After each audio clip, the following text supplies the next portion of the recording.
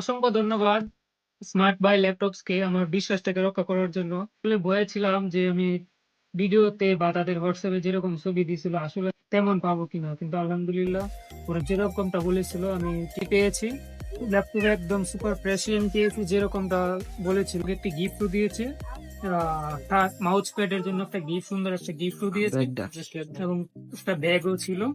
তো ওভারঅল তাদের ব্যবহার এবং তাদের সার্ভিস আমার কাছে খুবই ভালো লেগেছে। ধন্যবাদ।